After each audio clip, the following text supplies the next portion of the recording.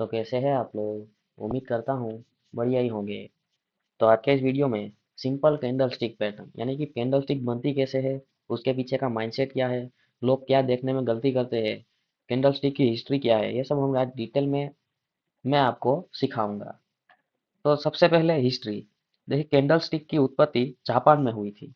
इसका पहला इस्तेमाल 18वीं सदी में जापान में एक चावल के व्यापारी ने किया था। हालांकि जापान में कीमतों का एनालिसिस करने के लिए इसका इस्तेमाल काफी पहले से ही हो रहा था, लेकिन पश्चिमी देशों में इसके बारे में कुछ भी पता नहीं था। यह माना जाता है कि 1980 में एक स्टीव निसन नाम के एक ट्रेडर ने इसे पाया और फिर दुनिया को इसका उपयोग और इसके काम का तरीका बताया। उसने इस पर एक किताब भी लिखी, जापानीज कैंडलस्टिक पैटर्न। अभी यह किताब काफी लोकप्रिय है और अभी भी कैंडलस्टिक के से जुड़े कई इंडिकेटर्स आपको जापानीज नाम में देखने को मिलेंगे। तो अभी वही मैं जो चावल का व्यापारी था उसी का एग्जांपल देकर मैं आपको कैंडलस्टिक को संक्षिप्त में समझाऊंगा। तो देखिए, हमारा जो स्टॉक मार्केट है वो ओपन होता है 9:15 बजे और क्लोज होता है 3:30 बजे।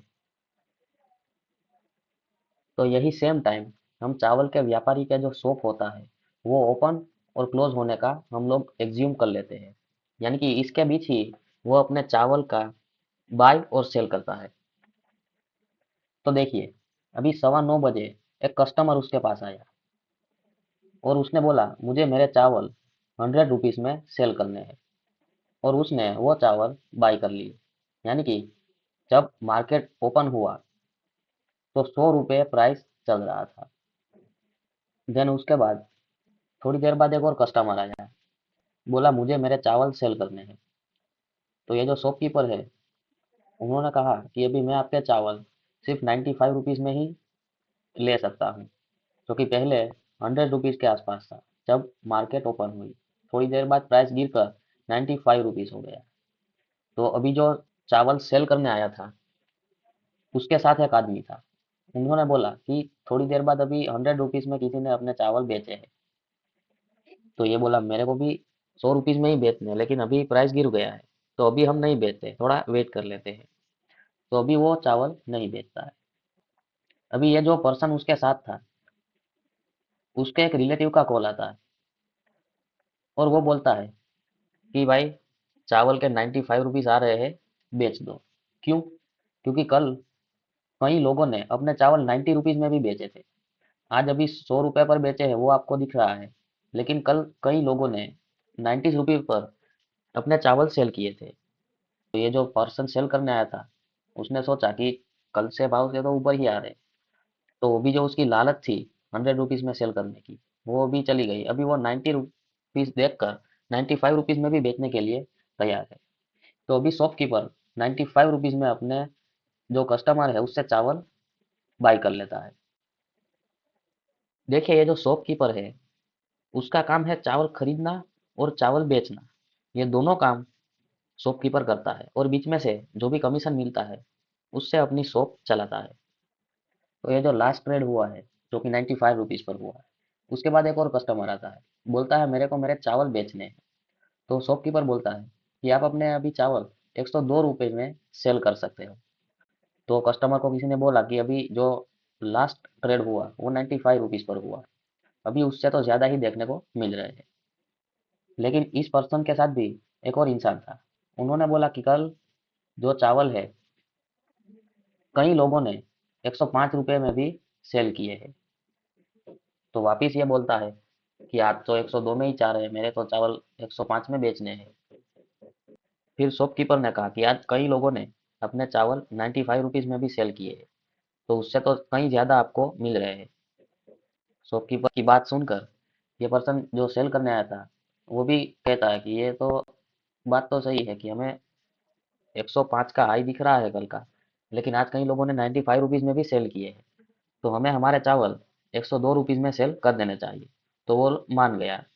उसके बाद सौदा हुआ 102 रुपीज में, चावल शॉपकीपर ने खरीद लिए। देखिए, ये जो लास्ट ट्रेड हुआ है जो कि 102 पर हुआ है वहां पर भी कई लोगों ने अपने चावल बेच दिए। उसके बाद टाइम कुछ 3:30 बजे के पहले पहले एक दो लोग आते हैं, वो बोलते हैं मेरे भाई चावल बेचने हैं। तो जो व्यापारी था उसने बोला आप अपने चावल 98 रुपीज में सेल कर सकते हैं। तो उसने बोला अभी तो 102 रुपीज में सेल हो रहे थे। तो शॉपकीपर बोलता है अभी प्राइस वापस गिर गया है, तो अभी मैं आपके चावल 98 रुपीज में ही बाय कर सकता हूँ। तो वो बोला 102 में ही जा रहे थे, मैं वेट कर लेता हूँ कल तक का। तो उसने आज का लो देखा, जो कि 95 रुपीज में भी कई लोगों ने अपने चावल सेल किए थे। तो वो देखकर थोड़ा चौंक गया कि कई लोगों ने तो 95 में भी सेल किए थे, लेकिन मेरे तो 98 में जा रहे हैं। तो मेरे ख्याल से हमें कल तक का इंतजार नहीं करना चाहिए, आज ही चावल बेच देता हूँ। तो लास्ट में वो आदमी ने भी अपने चावल सेल कर दिए। तो 98 रुपीज में ये ट्रेड हो गया और शॉपकीपर ने चावल बाय कर लिए। और इसी लास्ट ट्रेड के बाद यहाँ पर जो भी शॉप होता है वो क्लोज हो जाती है। इसके बाद एक भी सौदा नहीं होता। तो ये दिन का ओपन हो गया, ये दिन का लो हो गया, ये डे का हाई हो गया और ये डे का क्लोज हो गया। तो अगर यही चीज हम कैंडल स्टिक में समझे, तो ये डे का हाई हो गया, ये ओपन था जो कि 100 रुपीज था, ये क्लोज हो गया जो कि 98 रुपीज है, और ये लो हो गया जो कि 95 रुपीज है। आज के ओपन से जो क्लोज है वो नीचे देखने को मिल रहा है। इससे ये पता चलता है कैंडल स्टिक का जो कलर है वो रेड कलर होगा। अगर ओपन क्लोज से नीचे हो तो कैंडल स्टिक का कलर ग्रीन देखने को मिलेगा।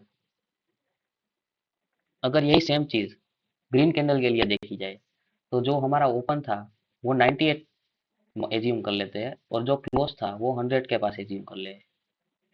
तो जो हाई है वो तो 102 ही रहेगा और जो लो है वो 98 ही रहेगा। लेकिन जो ओपन है वो 98 रहेगा और लो है वो 95 रहेगा। उसके साथ जो क्लोज है वो 100 रहेगा।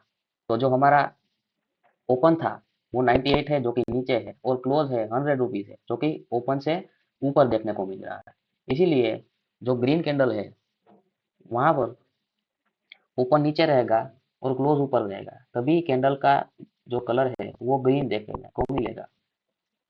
तो अगर बात करें हमारे एग्जाम्पल की, तो आप ये भी एज्यूम कर सकते हैं कि यहाँ पर इस दिन कई लोगों ने अपने बेचे हुए चावल वापस खरीदे हैं, क्योंकि उसे लगता है कि प्राइस यहाँ से भी कहीं और ऊपर जा सकता है।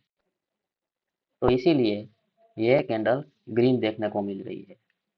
और अगर बात करें रेड कैंडल की, तो यहाँ पर आप लोगों ने देखा होगा कि यहाँ पर कई लोगों ने अपने चावल सिर्फ सेल किए हैं। यहाँ पर ओब्वियसली बाइंग भी हुई होगी, लेकिन बायर कम देखने को मिल रहे हैं। इसलिए ये जो कैंडल बनती है वो रेड बनती है, और जो ओपन होता है वो क्लोज से ऊपर देखने को मिलता है। उस कैंडल को रेड कैंडल कहा जाता है। और जहां पर भी ऐसी रेड कैंडल देखने को मिले तो वो बेयरिश कैंडल है और वहां पर लोगों ने सेलिंग की हुई है। उसी वे में जहां पर आपको ग्रीन कैंडल देखने को मिले ऐसी, तो वो आपको एक बुलिश कैंडल इंडिकेट करती है। यानी कि यहाँ पर लोगों ने सेलिंग से ज्यादा बाइंग करने में रुचि दिखाई है। यहाँ पर यह कैंडल बायर के कंट्रोल में क्लोज होती देखने को मिल रही है। तो उम्मीद करता हूँ कैंडलस्टिक के पीछे की साइकोलॉजी क्या है, उसकी हिस्ट्री क्या थी, कैंडलस्टिक बनती कैसे है, ये सब आप लोगों को समझ में आ गया होगा।